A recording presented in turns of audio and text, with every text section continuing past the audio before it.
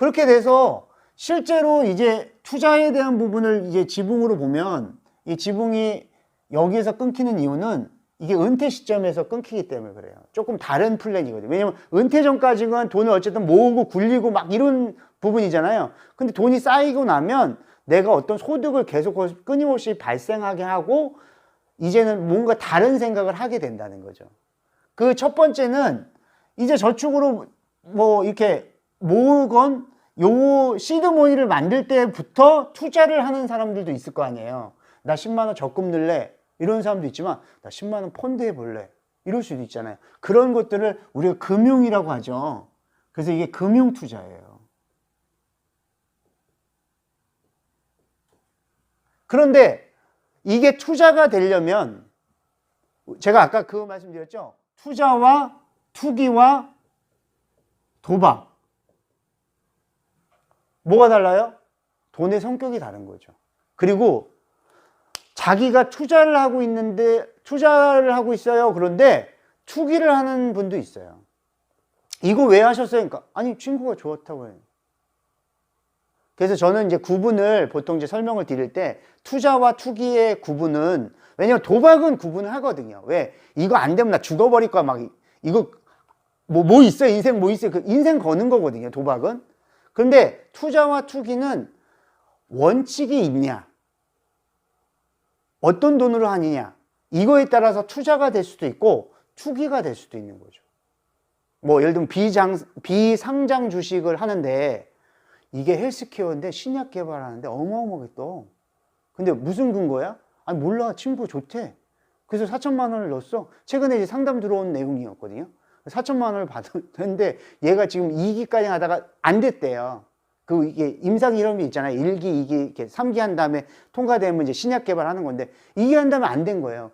그래서 걔가 막 올라가다가 그 비상장 주식 이거 뭐예요? 휴지 조각에 거래가 돼요? 네, 비상장 주식은 따로 이렇게 그 사이트가 있어요. 그것만 거래하는. 근데 그것도 올라갈 때나 누가 기대감 때문에 매매를 하는 거지. 사고팔고가 되는 거지. 그러니까 그런 투기나 심지어 그 돈이 막 빌려와서 대출도 안 갚고 뭔가 이게 여기서 막 신용대출, 담보대출 다 끌어다가 이거 하면 뭐예요? 이게 도박이죠. 그러니까 뭘 하느냐는 중요하지 않고 왜 하고 어떻게 할 거냐가 더 중요하다는 거예요. 그러면 금융투자에서 제일 대표가 되는 게 뭐예요? 네, 펀드겠죠. 그렇죠? 펀드 종류 여러 가지가 있겠지만 뭐 대표적인 게 뭐 주식형 펀드, 뭐 채권형 펀드, 그리고 간접 투자죠. 그러니까 펀드는. 그리고 혼합형 펀드, 그리고 뭐 최근에 많이 뜨는 뭐 ETF, 뭐 펀드 형태는 아니지만 ELS, 뭐 ELD, ELS 주가를 추종하는 그러한 것들이 있거든요. 그런 게 대표적인 펀드겠죠. 그래서 가벼운 것부터 하실 수 있어요. 심지어는 환매 조건부 채권이라고 해서 뭐 여기서 이제 그 직접 투자인 이제 주식과 채권이 있겠죠. 그러니까 이런 거예요. 내가 삼성전자 좋아해요. 만약에 어떤 사람이 삼성전자 될 것 같아. 아니면 안 될 것 같아. 그래서 매매라는 건 사고 파는 거잖아요. 그럼 내가 산다는 거는 무슨 뜻이에요? 누가 팔았다는 얘기죠. 그럼 내가 팔렸다는 건 뭐예요? 누가 샀다는 거잖아요. 그러면 내가 사면서도 이걸 왜 팔지 바보 같은 놈들? 근데 또 파는 사람은 이걸 왜 사지? 그게 어느 시점에 저점에서 사느냐 고점에서 샀느냐 이거에 따라서 돈의 성격에 따라서 내가 돈이 쪼달리니까 빨리 팔아서라도 현금 유동성을 만들어야 하기 때문에 매매가 이루어지는 거거든요. 그건 부동산도 마찬가지고. 네. 그래서 그런 것들을 펀드 매니저나 자산운용사가 운영해주고 그거에 대해서 뭐 예를 들면 대형주, 중소형주 이렇게 IT 쪽, 헬스케어, 4차 산업, 뭐 우리 반도체, 화학 이런 뭐 화장품 뭐 여러 가지 이런 것들을 하나의 팩트로 만들어서 파는 게 펀드고, 주식과 채권은 내가 직접 뭐 예를 들면 삼성전자 할 거야, 뭐 SK하이닉스, 뭐 현대자동차, 아모레퍼시픽 뭐 이렇게 내가 어떤 종목을 선택해서 개인이 매매 타이밍도 정하고 지금 사! 팔어! 뭐 이렇게 하는 거 있잖아요. 그렇게 하는 거죠. 채권은 뭐 우리는 국내 채권은 그렇게 수익률이 그렇게 높지 않지만 확정적으로 주는 뭐 그 RP라고 해서 환매 조건부 채권 같은 경우는 그 세전 3%짜리 확정이 있어요. 그러니까 꼭 은행만 쓰지 않아도 괜찮겠다. 그래서 증권회사에서 그런 것도 있고, 뭐 브라질 채권 같은 것도 위험하다고 얘기할 때도 있고 또 괜찮다고 할 때도 있거든요. 왜냐면 그게 연 10% 확정이자를 주거든요. 근데 이제 왜 위험하냐면 우리나라의 돈을 달러로 바꾸고 달러를 헤아라로 바꿔서 그러면 이게 좋을 때는 이자도 10% 받고 환차 이익도 받는 거예요. 그러면 그렇게 해가지고 막 30%, 40%를 받는 거예요. 그런데 항상 좋은 것만 있는 건 아니라는 거예요. 그러니까 왜 했어? 언제 했어? 무슨 돈이야가 되게 중요하다고 아까 말씀드렸잖아요. 그래서 그러면 소위 말하면 그러면 이자는 10% 나왔는데 환차 손이 20% 났네? 그럼 마이너스 10%, 네, 그런 거예요. 그러니까 그러면 난 이제 절대 브라질 채권이나 뭐 러시아 채권이나 동남아 채권 안 해야지? 그게 아니라는 거예요. 어떤 돈이냐? 들어갈 만한 때가 되냐? 이렇게 좀 유연성을 갖고 생각을 해야 되는 거죠. 그 다음에 금융투자에서 이렇게 목돈이 조금 만들어지거나 저축을 통해서 목돈 만들면 그 다음에 뭘 하고 싶어 하냐면 사람들이 또 뭘 해야 되냐면 뭘 하겠어요? 금융 말고 무슨 투자? 예, 부동산 투자를 해야죠. 부동산 투자만 하자는 게 아니라 부동산 투자도 어느 부분, 일정 부분 투자의 한 수레바퀴를 갖고 있어야 되는 거죠. 그러면 영원히 부동산 투자를 하는 거냐? 그렇지 않죠. 왜냐면 투자해서 나온 돈을 또 어디다 넣겠어요? 대지저금통에 넣을 수는 없잖아요. 다시 또 금융회사에 돈을 넣어야 되겠죠. 그래서 금융이라는 바퀴와 부동산이라는 바퀴가 어떨 때는 경기 상황에 따라서 이거를 사이클을 돌리는 것처럼 내 돈을 분산할 수 있어야 된다는 거죠. 그렇게 되면 부동산 투자에서 얻고 싶어 하는 게 뭐예요? 우리가 이제 아까도 뭐 그 건물주가 뭐 조물주 위에 있다는 얘기를 했는데 건물주가 뭐예요? 무슨 수익이요? 임대 수익. 예. 임대 소득을 갖는 거죠. 그래서 궁극적으로 갖는 게 뭐냐면 금융투자든 이제 많이 되면 우리가 주식 같은 경우에 배당을 받고 이거 금융소득이라고 하거든요. 그러면 그런 것들이 결과적으로 뭐냐면 내가 쉽게 얘기해서 은행에 1억을 넣었어요. 그럼 2% 이자를 줘요. 1년에. 그럼 200만 원이잖아요. 근데 왜 은행에서 200만 원을 나한테 주죠? 난 그 은행을 위해서 일해 본 적이 없는데.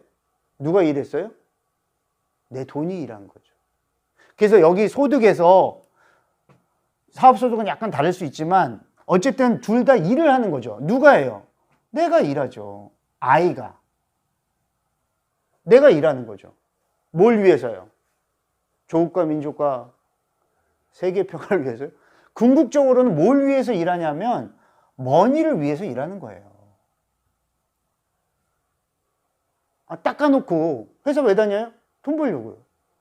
회사가 발전되면 뭐 그건 다 좋은 가치관의 한 덕목일 뿐이고요.